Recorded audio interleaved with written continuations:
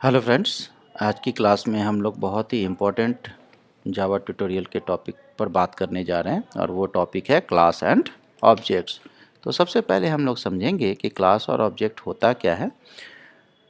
तो क्लास जो है, अगर डेफिनेशन की बात करें तो a class in Java is a blueprint or template that defines the structure and behaviour of objects. तो आप जैसा कि आपने पहले के वीडियोस में देखा होगा कि हमने जो है एक बेसिक क्लास डिफाइन किया था जिस नाम से हम प्रोग्राम को भी स्टोर करते हैं, है ना। और वो क्लास जनरली हम लोग जो उसके अंदर एक मेथड इस्तेमाल करते हैं, मेन मेथड, उसको इनकैप्सुलेट करने के लिए उसका इस्तेमाल करते हैं। तो अब तक एक बेसिक क्लास का इस्तेमाल किया था हमने मेन मेथड को इनकैप्सुलेट करने के लिए, उसके ज़रिए हमने अब तक प्रोग्राम बनाए थे।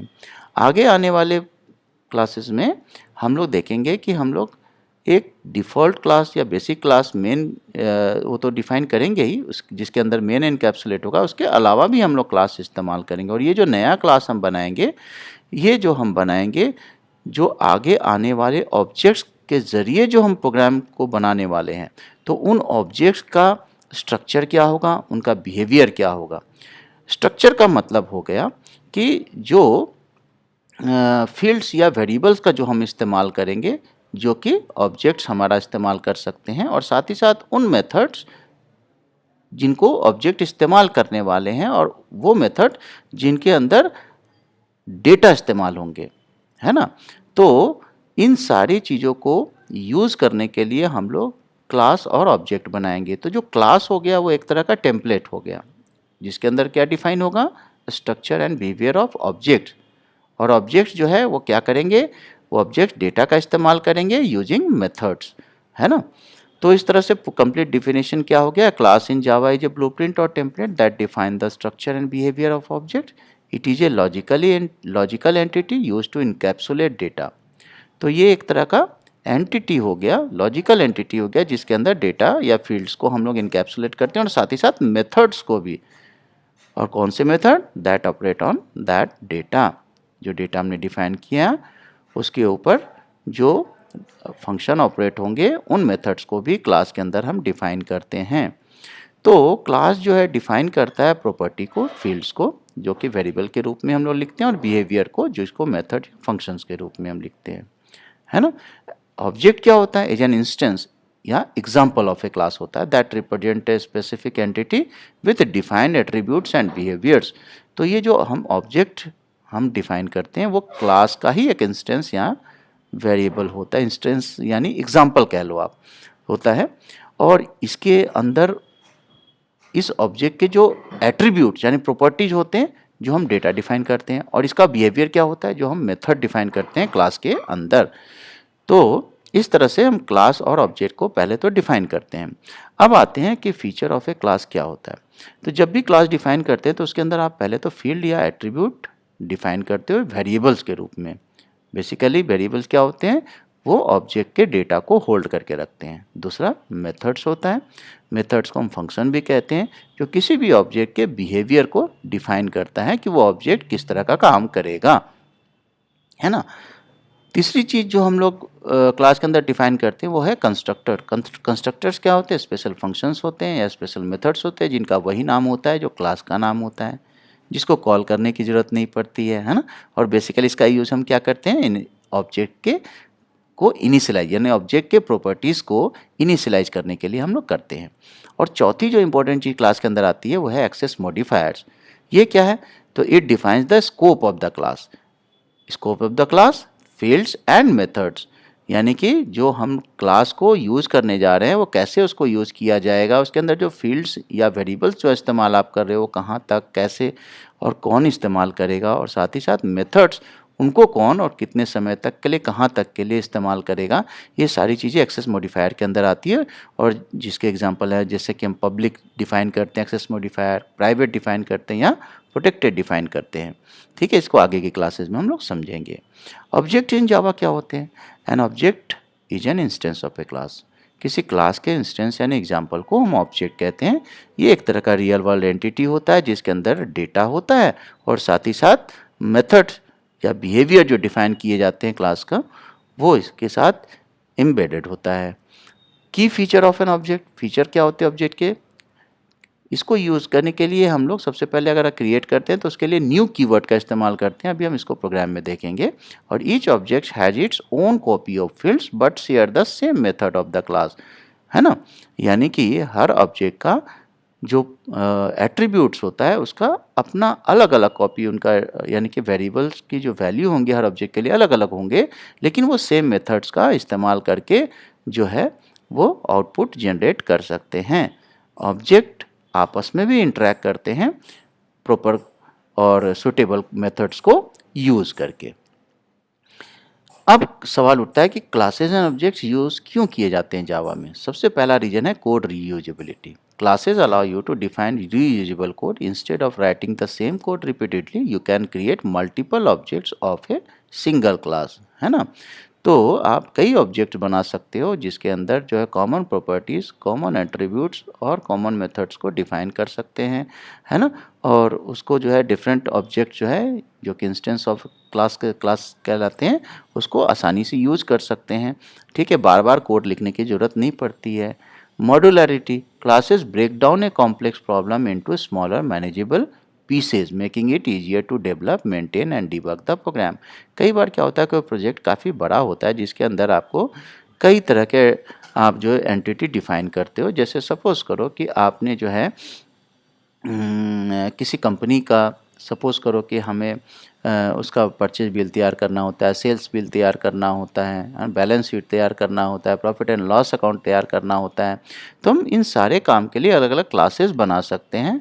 हर क्लास को क्लास जो है उसके काम के हिसाब से अलग से हम लोग डिफ़ाइन कर सकते हैं। और फिर इससे क्या होगा कि हर प्रोसेस जो है, जो पूरा होल प्रोसेस चल रहा है कंपनी में या ऑर्गेनाइजेशन में, उसको ईजिली हम मैनेज कर सकते हैं, समझ सकते हैं और कोड में उसको ढाल सकते हैं, है ना। तीसरी जो इनकम चीज़ है वो है इनकैप्सुलेशन।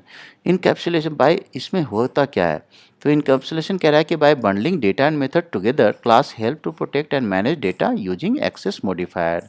कई बार ऐसी चीज़ें होती है कि हम जो है कुछ ऐसे फंक्शंस हैं जिसका इस्तेमाल हम चाहते हैं प्रोटेक्टेड वे में हो, हर कोई इसका इस्तेमाल ना कर सके। कुछ ऐसे फंक्शन होते हैं जिसको हम चाहते हैं कि हर कोई इस्तेमाल कर सके, है ना। तो इस तरह से हम यहाँ पर हम चीज़ों को इनकैप्सुलेट करके रख सकते हैं यूजिंग एक्सेस मॉडिफायर, उसको प्राइवेट या प्रोटेक्टेड वे में क्लास को डिफाइन कर सकते हैं, है ना। Object oriented paradigm, Java is an object-oriented programming language and classes and objects form the foundation of this paradigm by modeling real-world entities। तो Java object-oriented programming language है और जो ये रियल वर्ल्ड को बहुत अच्छे से मैनेज कर सकता है, उसको दिखा सकता है, उसके ऊपर इसको मॉडल किया जा सकता है और इसको करने के लिए हम क्लास और ऑब्जेक्ट का सहारा लेते हैं। जो पांचवी इंपॉर्टेंट चीज़ है वो है inheritance and polymorphism. Classes enable inheritance and polymorphism which promote code extensibility and flexibility। Inheritance में क्या होता है कि अगर हमने एक कॉमन क्लास डिफाइन कर दिया है तो उसके हम सब क्लासेस बना सकते हैं, जिससे कि सब क्लास जो है अपने पेरेंट क्लास की चीज़ों का, यानी उनके एट्रीब्यूट्स और उनके बिहेवियर्स का, है ना, और मेथड्स या फंक्शंस का वो इजीली उसको एक्सेस कर सकता है ना। उसको बार बार लिखने की ज़रूरत नहीं है। जो नए फीचर्स हैं, जो नए एट्रीब्यूट्स हैं या नई प्रॉपर्टीज़ हैं या नए मेथड्स हैं, उनको हम इजीली नए डिराइव क्लास के अंदर लिख सकते हैं। तो डिराइव क्लास का ऑब्जेक्ट जो है अगर उसको प्रॉपर एक्सेस मॉडिफायर के ज़रिए उसको हमने एनेबल किया हुआ है तो वो बेस क्लास या parent class as well as अपने क्लास का की चीज़ों का, यानी कि एट्रीब्यूट्स एंड बिहेवियर्स का, साथ ही साथ मेथड्स का वो इस्तेमाल इजीली कर सकते हैं। इससे प्रोग्राम को बड़े आसानी से हम मैनेज कर सकते हैं और उसको हम एक्सटेंड भी कर सकते हैं। इसके अंदर प्रोग्राम के अंदर फ्लेक्सिबिलिटी भी इससे चलते आ जाती है। इस तरह से हम समराइज कर सकते हैं कि by using class and object Java program become more structured, scalable and aligned with real world problem solving approaches. अब आइए प्रोग्राम में उसको देखते हैं। तो हम इसके लिए मैंने दो प्रोग्राम आपके लिए बनाए हैं। पहला प्रोग्राम में आप देखो, जो बेस क्लास है, हमारा बेसिक क्लास है, वो है कार, जिसके नाम से हम लोग जो है फाइल को स्टोर करेंगे। यहाँ देखो car.java आपको दिख रहा होगा, यहाँ पर मैंने ऊपर दिखा रहा हूँ एरो साइन से, और उसी के नाम से हमने फाइल को सेव किया और बेस क्लास हमारा कार है। और हमने जो एक एक्स्ट्रा क्लास बनाया वो है Hyundai नाम से मैंने एक क्लास बनाया, जिसके अंदर मैंने ब्रांड नाम से स्ट्रिंग वेरिएबल दिया और स्पीड वेरिएबल जो है डिफाइन किया इंट नाम से। अब इसके अंदर मैंने एक मेथड यूज़ किया है ड्राइव मेथड, जिसके अंदर मैं प्रिंट करा रहा हूँ कि ब्रांड, जो भी ब्रांड आएगा यहाँ से value is driving at speed, यानी ब्रांड और स्पीड जो है हम लोग जो बेसिक क्लास है वहाँ से हम लोग लेंगे। तो सबसे पहले इस क्लास के जो वेरिएबल्स हैं और जो मेथड हमने डिफाइन किया उसको यूज़ करने के लिए पहली चीज़ क्या करनी होगी, हमें इस क्लास का ऑब्जेक्ट बनाना होगा। इसके लिए हम लोग न्यू ऑपरेटर का इस्तेमाल करते हैं। तो क्लास बनाने, ऑब्जेक्ट बनाने का तरीका क्या है, सबसे पहले क्लास नेम लिखे, आप Hyundai लिखा हुआ है, फिर मैंने car1 के नाम से ऑब्जेक्ट बनाया है, उसके बाद न्यू ऑपरेटर का यूज़ किया है और फिर ध्यान दें यहाँ पर Hyundai मैंने क्लास नेम फिर से किया है और यहाँ मेथड का सिंबल है। तो यहाँ से car1 क्या हो गया, एक मेथड हो गया। अब क्या करेंगे हम, car1 डॉट ऑपरेटर का इस्तेमाल करके ब्रांड जो हमने डिफाइन किया था क्लास के अंदर, तो car1 डॉट ब्रांड हमने क्रिएटर डाल दिया है और car1 डॉट स्पीड की वैल्यू हमने डाल दी है 120। और फिर हम क्या कर रहे हैं कि car1 यानी ऑब्जेक्ट डॉट ये मेथड जो हमने ड्राइव लिया उसको कॉल किया है। तो होगा क्या, जो ब्रांड क्रेटा है वो यहाँ पर चला जाएगा सिस्टम डॉट आउट प्रिंटलन में और स्पीड की वैल्यू डिफाइन हो जाएगी। तो यहाँ दिखाएगा क्या कि Creta is driving eight 120 kilometre per hour. इसको जब हम रन करेंगे तो, है ना, तो ये मैंने इसको प्रोग्राम को रन किया। अब हमने जो है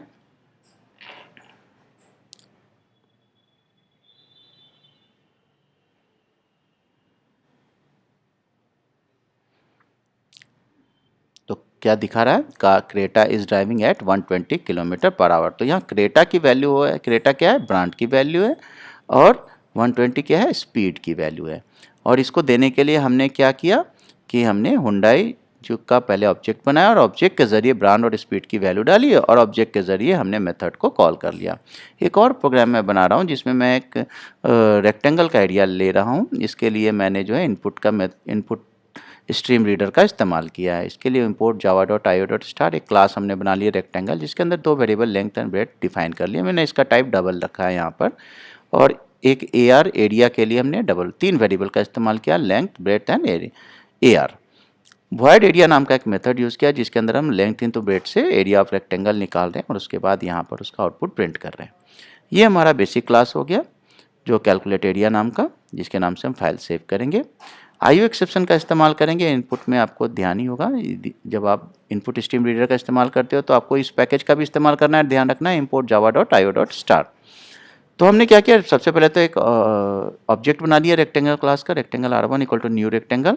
बफर रीडर क्लास का एक ऑब्जेक्ट बना लिया BR इनपुट लेने के लिए, है ना, कोड ध्यान रखना है, new buffer reader, new input stream reader system dot in. दो स्ट्रिंग वेरिएबल हमने बना लिए str1 और str2, क्योंकि जब भी आप इनपुट लोगे तो स्ट्रिंग के रूप में ही वो इनपुट लिया जाएगा। और डबल L और B हमने दो वेरिएबल और ले लिए हैं। तो सबसे पहले मैं मैसेज दे रहा हूँ system dot out println inter length और यहाँ ले रहे हैं BR डॉट रीडलाइन str1, फिर enter breadth BR str2 equal to BR dot readline. इससे str1 और str2 के अंदर वैल्यू आ गए। इसके बाद हम इसके पास डबल डॉट पास डबल करके str की वैल्यू को L में डाल दिया जो डबल वेरिएबल टाइप है और str2 की वैल्यू को B में डाल दिया।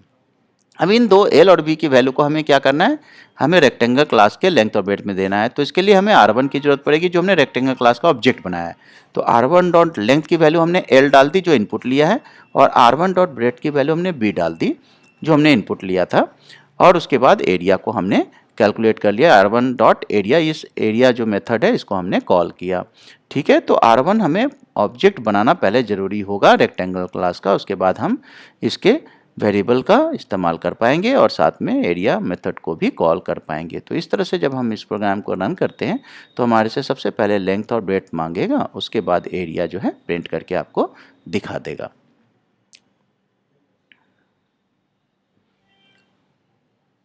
ठीक है, तो लेंथ मांगना, मान लो हमने लेंथ दे दिया 10 और फिर ब्रेड्थ दे दिया हमने 20, तो हमारे को दिखा दिया कि area of rectangle 200 square unit. तो ये बड़ा इजी मेथड से मैंने क्लास को समझाने की कोशिश करी है। दो एग्जांपल मैंने लिए, एक तो वैल्यू हमने डायरेक्ट प्रोग्राम में ही डाल दिया है जो हमारे वेरिएबल्स की वैल्यू हैं क्लास के, और दूसरे वाले प्रोग्राम में मैंने इनपुट तरीके से इसको आप समझाने की कोशिश करी है। एक सिंपल प्रोग्राम, दोनों में ही क्लास का इस्तेमाल किया गया और उसके लिए ऑब्जेक्ट बना करके मेथड को कॉल किया गया है। तो आशा है आपको ये टॉपिक इजीली समझ में आ गया होगा कि क्लास क्या है, ऑब्जेक्ट क्या है और ऑब्जेक्ट के ज़रिए क्लास के वेरिएबल्स और मेथड को हम लोग कैसे इस्तेमाल करते हैं। ओके, तो अगर आपको ये वीडियो पसंद आया हो तो प्लीज़ वीडियो को लाइक करें, शेयर और सब्सक्राइब करें। तो आज के वीडियो में बस इतना ही, मिलते हैं अगले किसी एजुकेशनल जावा के वीडियो में। तब तक के लिए कीप लर्निंग।